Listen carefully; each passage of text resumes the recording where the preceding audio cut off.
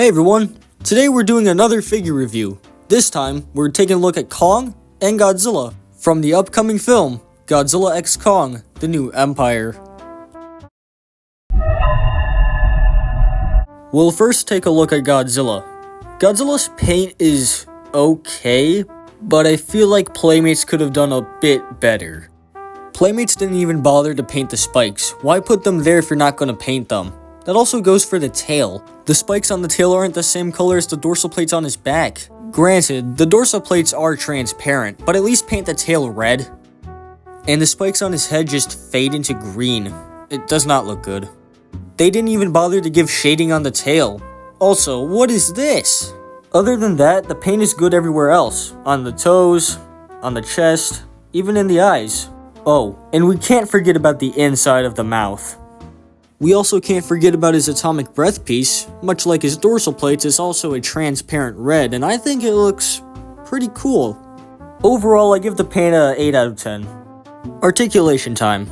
He can twist his head from side to side, can close and open his mouth, and can do a 360 at both of the arms.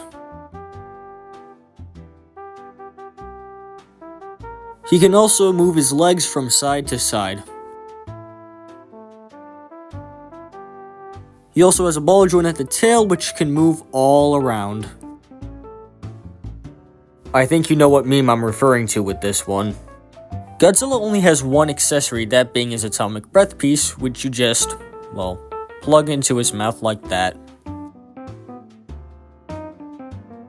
Let's do a size comparison. Here he is next to the Playmates Kong with Beast Glove, my previous review, the Playmates Shimo. Here he is next to the Playmates Scar King, and here he is next to all the Playmates Godzillas that I own. Let's move on to Kong. Even though I'm a Godzilla fan, Kong is easily my favorite out of the two. Kong easily has the best paint out of all of them. I mean, the scars are okay, but the paint on the hair? It just looks so realistic, along with the Beast Glove. Magnificent. However, the mouth is a whole different story. The shading that this figure has is also the best. The same couldn't be said for the Hev, which is just all silver and nothing else. Overall, I give the paint a 10 out of 10.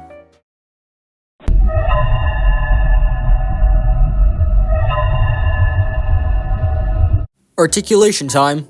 He has a ball joint at the head and an arm that can go a full 360 and can move about like that. He can also flex and do that.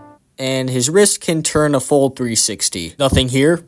He has articulation at the legs that allow him to move like that. Also nothing here. And the only accessory that this guy comes with is the heave, which I guess he can just hold. Here's a size comparison.